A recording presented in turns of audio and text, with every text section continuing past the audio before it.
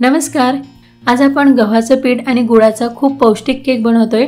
हा केक तुम्ही लहान मुलांना मधल्या वेळेस खाण्यासाठी बनवून देऊ शकता। खूप पौष्टिक आहे, घरच्या साहित्यात तयार होतो। चला तर मग व्हिडिओला सुरुवात करूयात।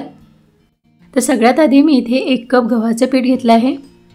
यातच 1 टीस्पून बेकिंग पावडर टाकायचं, हाफ टीस्पून बेकिंग सोडा आणि 1/4 टीस्पून मीठ घ्यायचं।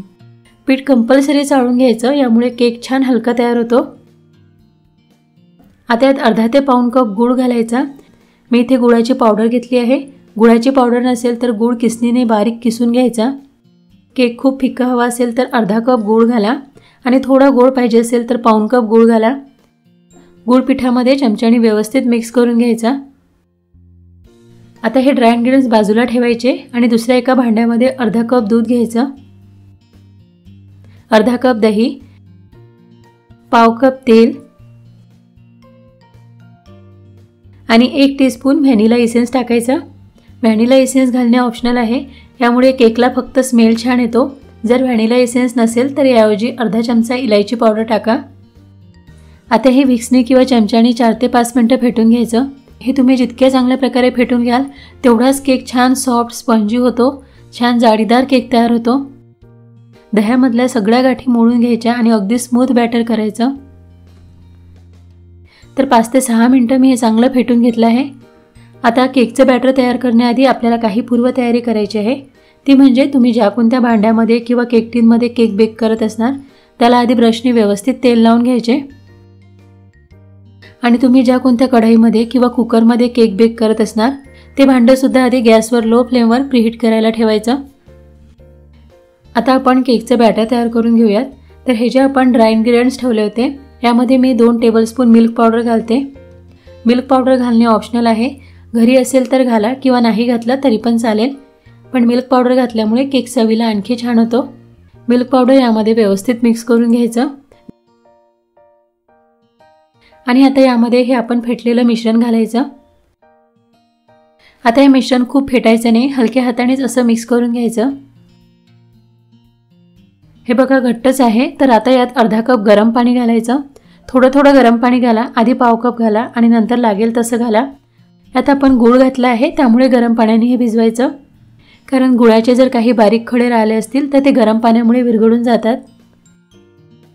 बघा अशा प्रकारे थोडं घट्टसे बॅटर भिजवायचं, खूप पातळ करू नका, अशी रिबीनसारखी कन्सिस्टन्सी हवी, खूप घट्टही नाही आणि खूप पातळ पण नको। त्यानंतर यात मी थोडी टुटी फ्रुटी घालते आणि काही ड्रायफ्रूट्स घालायचे। तुमच्या आवडीनुसार यात काजू, बदाम किंवा आणखी कोणते ड्रायफ्रूट्स घालून घ्या आणि आता लगेच हे बॅटर ह्या केक टिनमध्ये ओतून घ्यायचं, कारण यामध्ये सोडा असतो तर पुढची प्रोसेस खूप फास्ट करायची। केक टिन 2-3 वेळा अशा प्रकारे टॅप करून घ्यायचा। यावरून सुद्धा मी थोडी टुटी फ्रुटी घालते आणि काजू, बदाम, मनुका घालून घेते। थोडा अक्रोड सुद्धा घातला आहे, यामुळे केक दिसायला खूप सुंदर कलरफुल दिसतो। कढई सुद्धा 10 मिनिटं मी प्रीहीट करायला ठेवली होती, तर कढई चांगली गरम झाली आहे।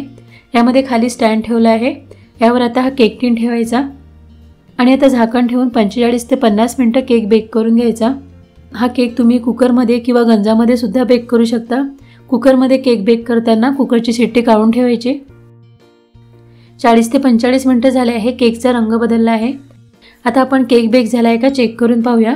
केकच्या मध्यभागी चाकू किंवा चमचा टाकून बघायचा। बघा चाकूला काहीच चिकटले नाही आहे, याचा अर्थ केक व्यवस्थित बेक झाला आहे, कारण मध्यभागीच केक शेवटी बेक होतो। आता हा केक असाच झाकून न ठेवता कढईच्या बाहेर काढून थंड होऊ द्यायचा। केक थंड झाल्यानंतरच केक टिनच्या बाहेर काढा, नाहीतर मग केक काढताना तुटू शकतो। आता 10 ते 15 मिनिटांनंतर केक थंड झाला आहे। आधी चाकूने याच्या साईडच्या कड्या मोकळ्या करून घ्यायच्या। केक मी प्लेटमध्ये काढून दाखवते। बघा पूर्ण केक व्यवस्थित निघाला आहे, केक टिनला अजिबात चिकटला नाही आहे। केक असा डार्क रंगावर बेक करून घ्यायचा, म्हणजे मग तो आतमध्ये कुठेच कच्चा राहत नाही। केक मी तुम्हाला कट करून दाखवते। हा केक तुम्ही मुलांना मधल्या वेळेत खाण्यासाठी कधीही पटकन बनवून देऊ शकता, खूप पौष्टिक आहे। टुटी फ्रुटी घातलेला केक मुलांना खूप आवडतो आणि हा केक बघा खूप सॉफ्ट आणि स्पंजी झाला आहे, याला जाडी पण छान पडली आहे। तर कसं वाटलं तुम्हाला आजचा व्हिडिओ? तुम्हाला आवडला असेल तर प्लीज लाईक करा, शेअर करा, त्याचसोबत आपल्या चॅनलला सुद्धा सबस्क्राईब करा.